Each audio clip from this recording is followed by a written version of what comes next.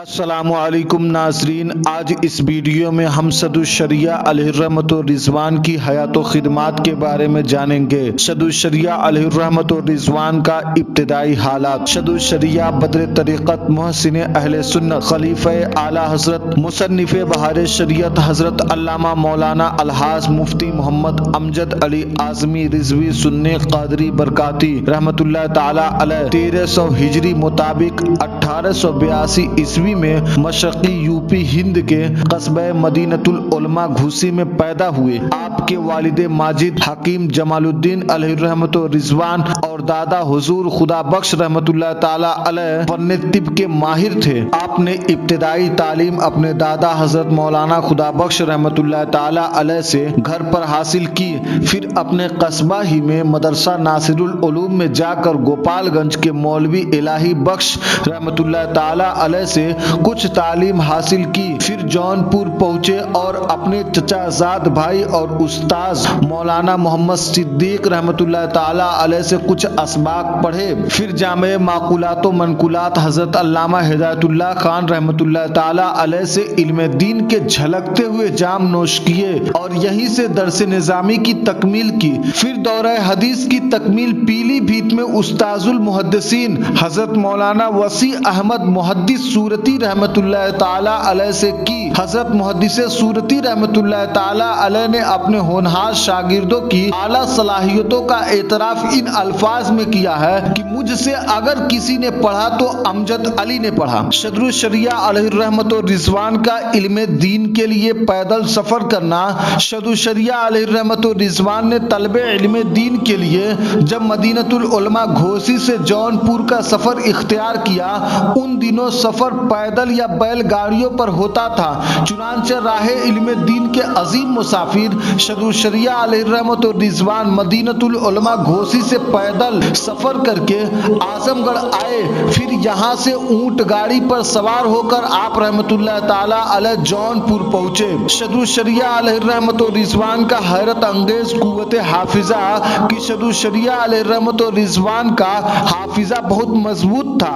حافظے کی قوت، شوق و محبت اور ذہانت کی وجہ سے تمام طلبہ سے بہتر سمجھے جاتے تھے۔ ایک مرتبہ کتاب دیکھنے یا سننے سے برسوں تک ایسی یاد رہتی جیسے ابھی ابھی دیکھی یا سنی ہے۔ 3 مرتبہ کسی عبارت کو پڑھ لیتے تو یاد ہو جاتی۔ ایک مرتبہ ارادہ کیا کہ قافیہ کی عبارت زبانی یاد کی جائے تو فائدہ ہوگا، تو پوری کتاب ایک ہی دن میں یاد کر لی۔ سعد الشریعہ علیہ الرحمت والرضوان کا تدریس کا آغاز۔ بہار کے صوبہ پٹنہ میں مدرسہ اہل سنت ایک ممتاز درسگاہ تھی، جہاں مقتدر ہستیاں اپنے علم و فضل کے جوہر دکھا چکی تھی۔ خود سعد الشریعہ علیہ الرحمت والرضوان کے استاذ محترم حضرت محدث صورتی رحمت اللہ تعالی علیہ برسوں وہاں شیخ الحدیث کے منصب پر فائز رہ چکے تھے۔ متولی مدرسہ قاضی عبد الوحید مرحوم کی درخواست پر حضرت محدث صورتی رحمت اللہ تعالی علیہ نے مدرسہ اہل سنت کے صدر مدرس کے لیے سعد الشریعہ علیہ الرحمت والرضوان کا انتخاب کیا۔ آپ رحمت اللہ تعالی علیہ استاذ محترم کی دعاؤں کے سائے میں پٹنہ پہنچے اور پہلے ہی سبق میں علوم کے ایسے دریا بہائے کہ علماء و طلبہ اش اش کر اٹھے۔ قاضی عبد الوحید رحمت اللہ تعالی علیہ جو خود بھی متبحر عالم تھے، نے سعد الشریعہ علیہ الرحمت والرضوان کی علمی وجاہت اور انتظامی صلاحیت سے متاثر ہو کر مدرسہ کی تعلیمی امور آپ رحمت اللہ تعالی علیہ کے سپرد کر دیے۔ سعد الشریعہ علیہ الرحمت والرضوان کی اعلیٰ حضرت سے پہلی ملاقات۔ کچھ عرصہ بعد قاضی عبد الوحید رحمت اللہ تعالی علیہ بانی مدرسہ اہل سنت شدید بیمار ہو گئے۔ قاضی صاحب ایک نہایت دیندار اور دین پرور رئیس تھے۔ علم دین سے آراستہ ہونے کے ساتھ ساتھ انگریزی تعلیم میں BA تھے۔ ان کے والد انہیں بیرسٹری کے امتحان کے لیے لندن بھیجنا چاہتے تھے، لیکن قاضی صاحب کے مقدس جذبات نے یورپ کے ملحدانہ گندے ماحول کو سخت ناپسند کیا، چنانچہ آپ نے اس سفر سے اعراض کیا اور ساری زندگی خدمت دین ہی کو اپنا شعار بنایا۔ ان کی پرہیزگاری اور سوچ ہی کی کشش تھی کہ اعلیٰ حضرت اور محدث سورتی رحمۃ اللہ تعالی علیہ جیسے مصروف بزرگان دین قاضی صاحب کی عیادت کے لیے کشا روہیل کھنڈ سے پٹنہ تشریف لائے۔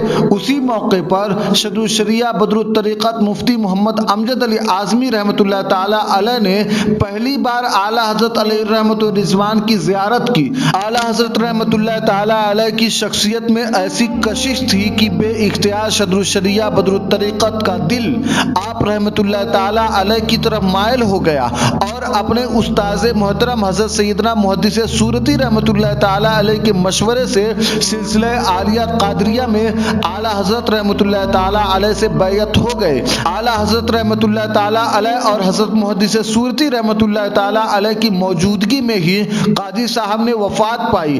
اعلیٰ حضرت رحمۃ اللہ تعالی علیہ نے نماز جنازہ پڑھائی اور محدث سورتی رحمۃ اللہ تعالی علیہ نے قبر میں اتارا۔ اللہ رب العزت کی ان پر رحمت ہو اور ان کے صدقے ہماری مغفرت ہو۔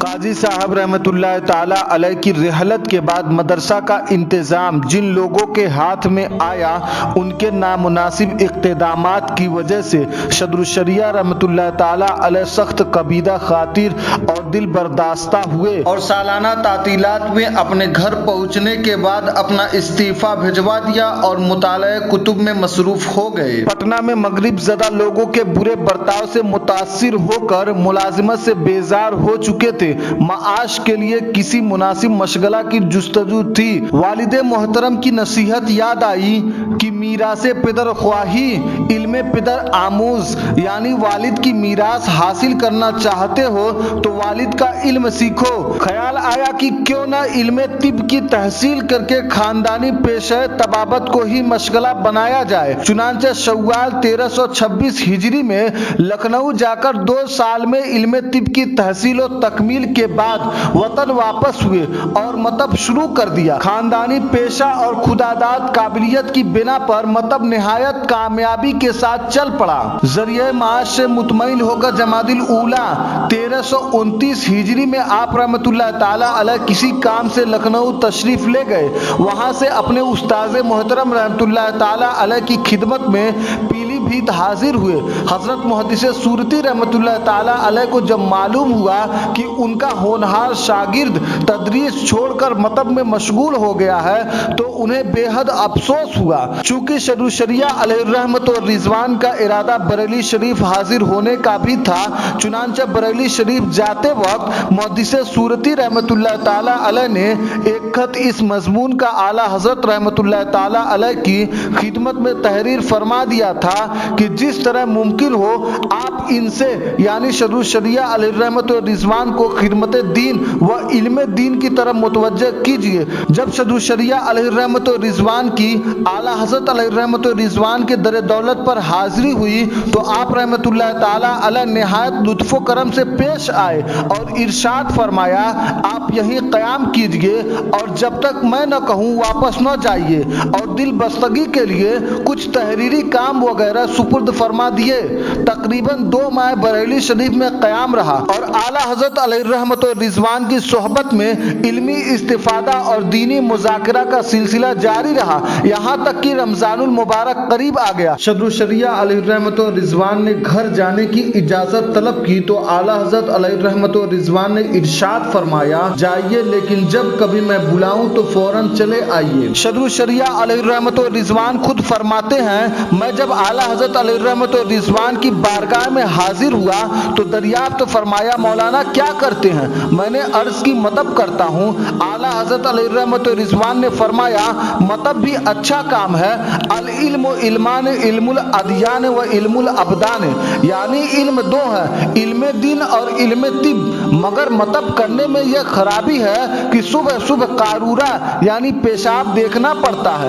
اس ارشاد کے بعد مجھے قارورہ پیشاب دیکھنے سے انتہائی نفرت ہو گئی، اور یہ اعلیٰ حضرت علیہ الرحمت و رضوان کا کشف تھا، کیونکہ میں امراض کی تشخیص میں قارورہ یعنی پیشاب سے ہی مدد لیتا تھا، اور یہ تصرف تھا کہ قارورہ بینی یعنی مریضوں کا پیشاب دیکھنے سے نفرت ہو گئی۔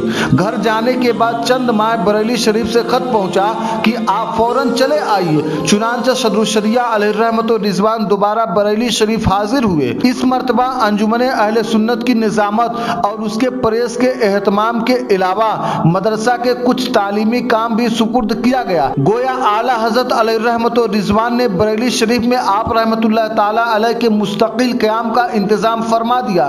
اس طرح صدر الشریعہ علیہ الرحمت و رضوان نے 18 سال اعلیٰ حضرت علیہ الرحمت و رضوان کی صحبت بابرکت میں گزارے۔ صدر الشریعہ علیہ الرحمت و رضوان کا بریلی شریف میں مصروفیات۔ بریلی شریف میں دو مستقل کام تھے، ایک مدرسہ میں تدریس، دوسرے پریس کا کام یعنی کاپیوں اور پروفوں کی تصحیح، کتابوں کی روانگی، خطوط کے جواب، آمد و خرچ کے حساب۔ یہ سارے کام تنہا انجام دیا کرتے تھے۔ ان کاموں کے علاوہ اعلیٰ حضرت علیہ الرحمت و رضوان کے بعض مسودات کا مبیضہ کرنا یعنی نئے سرے سے صاف لکھنا، فتووں کی نقل اور ان کی خدمت میں رہ کر فتویٰ لکھنا، یہ کام بھی مستقل طور پر انجام دیتے تھے۔ پھر شہر و بیرون شہر کے اکثر تبلیغ دین کے جلسوں میں بھی شرکت فرماتے تھے۔ صدر الشریعہ علیہ الرحمت و رضوان کا روزانہ کا جدول کچھ اس طرح تھا کہ بعد نماز فجر ضروری وظائف و تلاوت قرآن کے بعد گھنٹہ ڈیڑھ گھنٹہ پریس کا کام انجام دیتے، پھر فوراً مدرسہ جا کر تدریس فرماتے، دوپہر کے کھانے کے بعد کچھ دیر تک قیلولہ کرتے، پھر پریس کا کام انجام دیتے، نماز ظہر کے بعد عصر تک پھر مدرسہ میں تعلیم دیتے، بعد نماز عصر مغرب تک اعلیٰ حضرت علیہ الرحمت و رضوان کی خدمت میں نشست فرماتے، بعد نماز مغرب عشاء تک اور عشاء کے بعد سے 12 بجے تک اعلیٰ حضرت علیہ الرحمت و رضوان کی خدمت میں فتویٰ نویسی کا کام انجام دیتے۔ اس کے بعد گھر واپسی ہوتی اور کچھ تحریری کام کرنے کے بعد تقریباً 2 بجے شب میں آرام فرماتے۔ اعلیٰ حضرت علیہ الرحمت و رضوان کے آخر زمانہ حیات تک یعنی کم و بیش 10 برس تک روزمرہ کا یہی معمول رہا۔ حضرت صدر الشریعہ بدر الطریقت مفتی محمد امجد علی اعظمی رحمۃ اللہ تعالی علیہ کی اس محنت شاقہ و عزم و استقلال سے اس دور کے اکابر علماء حیران تھے۔ اعلیٰ حضرت علیہ الرحمت و رضوان کے بھائی حضرت ننھے میاں مولانا محمد رضا خان علیہ الرحمت و رضوان فرماتے ہیں کہ مولانا امجد علی کام کی مشین ہے، وہ بھی ایسی مشین جو کبھی فیل نہ ہو، مصنف بھی، مقرر بھی، فقیہ عصر حاضر بھی، وہ اپنے آپ میں تھا ایک ادارہ علم و حکمت کا۔